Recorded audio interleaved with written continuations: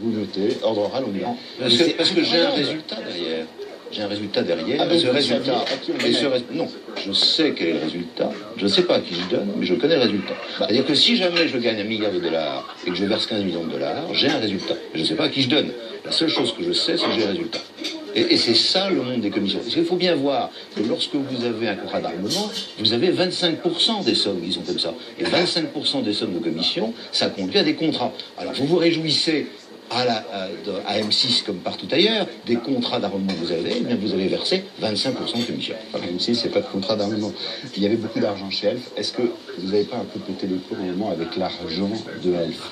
Quand il y en a tellement, quand on vous entend dire 20 millions, c'est rien, 15 millions de dollars, c'est des sommes minimes par rapport aux milliards qu'on brasse, on se dit, il y a quand même un moment, on perd le sens des réalités.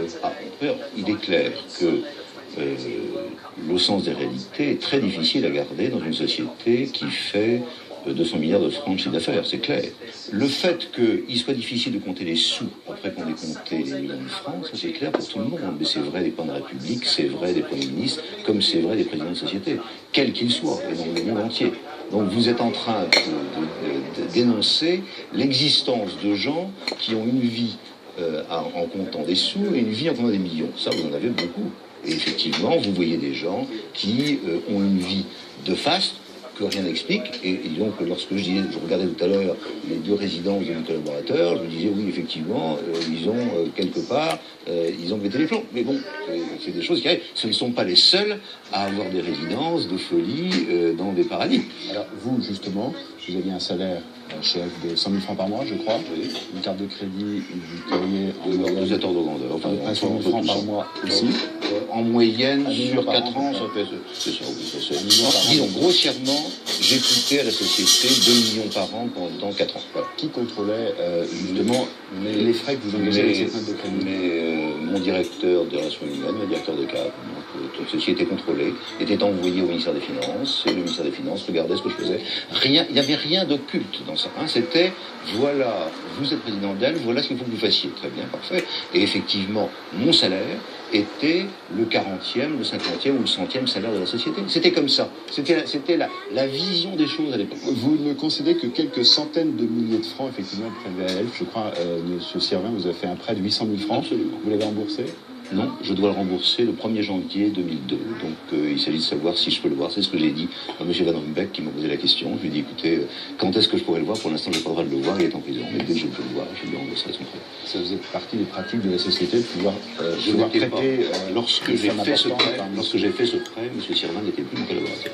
C'est 2 ans après qu'il ne soit plus mon collaborateur. C'est un prêt notarié, déclaré tous les ans et qui a un ancien collaborateur. Voilà. Et que j'ai annoncé le 4 juillet 1996 en rentrant dans le bureau de la juge. Donc les juges m'ont pas découvert. Je leur ai dit voilà ce que mes relations avec Servin, en ce qui concerne l'argent, voilà quelles sont. C'est un prêt qui était destiné à être remboursé. Absolument, qui sera remboursé.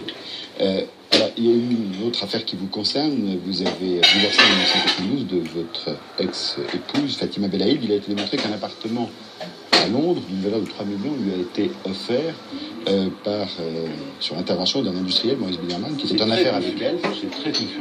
Un appartement réglé avec les fonds d'Elf. Je n'y comprends plus rien, et les juges non plus. Alors à un moment, on va savoir si cet appartement lui appartient à Biederman, appartient à... On n'y comprend plus rien. Pour l'instant, non, bien sûr, l'appartement, pour l'instant, il appartient à Biederman. Alors il semble qu'il y ait eu des tractations entre les temps. Oui, il y a des tractations, c'est-à-dire qu'elle a rendu l'appartement 4 ans après, et en échange, 19 millions de francs, c'est ce qui a été avéré, lui ont été versés pour acheter son silence. C'est ce que d'aucuns disent, mais elle dit le contraire. Dans tous les témoignages qui sont effectués dans cette procédure, vous avez tout et le contraire de tout. Je n'y comprends rien. En ce qui me concerne, j'ai divorcé de quelqu'un en 92, je n'ai aucune relation avec elle depuis cette date, ça fait 9 ans. Je vous assure que si j'avais donné 19 millions à quelqu'un, j'aurais donné à quelqu'un d'autre qu'à elle. Voilà. Pourquoi aurait-il fallu acheter son silence? C'est aux gens qui lui ont donné l'argent de le dire. En ce qui me concerne, j'ai pas de problème. Alors, on va regarder un mot sur ces comptes qui géraient M. Tarallo ou Servin. Est-ce que vous connaissiez l'existence de ces comptes? Contrairement à ce qui a été dit par M. Tarallo récemment, non, pas du tout. C'est-à-dire rapporté il y a 48 heures dans la presse. Oui, tout à fait, 48 heures. Donc vous démentez? Absolument. Moi, je demande depuis 6 ans, je dis c'est pas vrai, je ne savais pas qui avait des comptes, Colette, machin, etc. Pour moi, ils disent que vous ne connaissiez pas les noms, mais que vous saviez que ces comptes existaient. Je savais que des comptes existaient, je ne savais pas qu'ils étaient des bénéficiaires. Et vous connaissiez aussi je sais ce qu'ils disent. Les téléspectateurs, les circuits de financement qui allaient sur ces comptes. Alors, je n'en savais rien. C'est-à-dire que pour moi, celui qui savait si quelqu'un doit se revoir, c'est le directeur financier. Donc que les juges commencent à interroger le directeur financier, qui était le maître d'œuvre de l'ensemble des comptes. C'est lui qui faisait les compagnies offshore. Si ces compagnies offshore savaient... Je vais finir avec ce direct. Qui était sous le nom... Donc, je reprendrai ce direct. Deuxième phase, demain. Parce que demain, il faudrait montrer qui est Jean-Yves Le Drian. Donc demain, je reviendrai afin de montrer qui est Jean-Yves Le Drian. Celui qui tue immensement au Congo-Brazzaville. Donc, à bon entendeur, salut et à nous revoir demain dans la deuxième série pour afficher qui est Yves Le Drian. Merci. Bonne soirée.